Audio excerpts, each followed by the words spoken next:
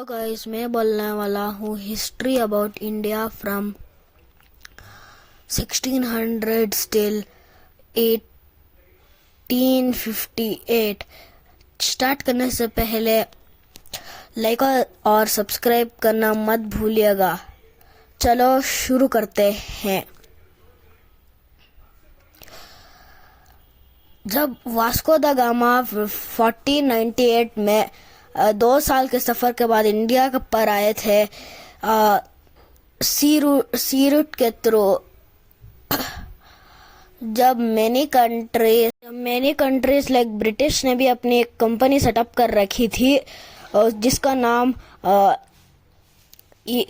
British east India company था। इसका flag कुछ ऐसा दिखता था जो स्क्रीन पर दिखा रहा है। जब ब्रिटिश इंडिया आए थे उन्हें जस्ट ट्रेडिंग के लिए आए थे, मगर उन्हें कॉन्कर करने का इरादा नहीं था। जब मुगल साम्राज्य का राज था, जब औरंगजेब का रूल था, आफ्टर औरंगजेब के डेथ के बाद कुछ किंगडम्स अपने अपने हिस्से लेकर मुगल एम्पायर से डिवाइड होने लग चुके थे।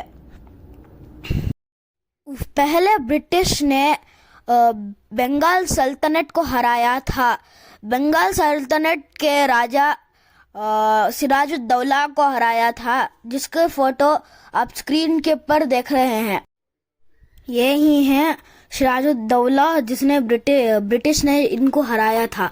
उसके बाद मैसूर किंगडम को हराया था, जिसके रूलर टीपू सुल्तान थे, उन्हें भी हराया था। उसके बाद ब्रिटिश ने कई रीजनल किंगडम्स को भी हरा के अपना टेरिटरी एक्सटेंड कर चुका था, और कुछ किंगडम्स अभी भी ब्रिटिश के हाथ नहीं लगे थे, जैसे कि सिख एम्पायर और राजपूत, मगर बहुत हद तक उन्होंने कब्जा कर चुके थे, मतलब ब्रिटिश ने कब्जा कर चुके थे, और ब्रिटिश ने अपना बहुत बड़ा इलाका कब्जा कर चुके थे, इंडियन पेनिनसुला को। उसके बाद एक रूमर फैल चुका था कि जो बुलेट्स आके काउस और पिग्स के फैट से ग्रीस होते हैं, वो रूमर तेजी से सोल्जर्स के बीच में फैलता गया। बेसिकली सोल्जर्स आके इंडियन ही थे, जैसे बहुत रिलीजन के थे, और मंगल पांडे ने उसके बदले एक रिवोल्ट किया था कि ये सब झूठ है, और एक बहुत सारे ब्रिटिश ऑफिसर्स को उन्होंने मंगल पांडे ने मार चुके थे, और कुछ इंडियन सोल्जर्स ने अपनी ब्रेवरी दिखाने के लिए भी कुछ ब्रिटिश ऑफिसर्स को भी मार दिए थे। इस हादसे के बाद मंगल पांडे को 8 अप्रैल में फांसी लगा चुके थे। उसके बाद इंडियंस के ऊपर और गुस्सा आ चुका था, और वो टॉलरेट नहीं कर पा रहे थे। उसके बाद ये ब्रिटिश ने फार्मर्स को भी अफेक्ट किया, क्योंकि ये फार्मर्स को फोर्स कर रहे थे कि इंडिगो और कॉटन भी उगाने के लिए, और ट्रेडर्स को भी मना कर रहे थे, क्योंकि ब्रिटिश आके इंडिया से ट्रेड करके अपने कंट्री को डेवलप कर रहे थे। उसके लिए इंडियंस का गुस्सा और बढ़ चुका था।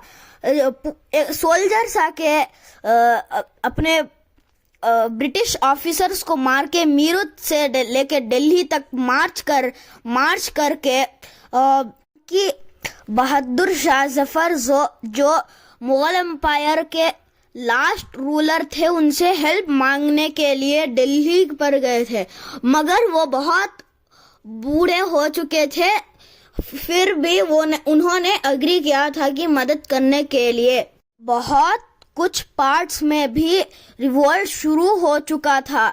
इसके बाद द रिवोल्ट ऑफ 1857 और या the first war of independence भी कह सकते हैं। बट ए रिवोल्ट ऑफ 1857 एक बड़ा फेलियर था इंडिया के लिए, क्योंकि ब्रिटिश के पास बेटर रिसोर्सेस ऑफ वेपन्स थे। और फर्स्ट वॉर ऑफ इंडिपेंडेंस के बाद इंडिया आके डायरेक्टली क्राउन ऑफ ब्रिटिश के अंडर रूल हो चुका था और ब्रिटिश ईस्ट इंडिया कंपनी का रूल इंडिया पे एंड हो चुका था। तो गाइस, सब्सक्राइब फॉर मोर। चलो बाय।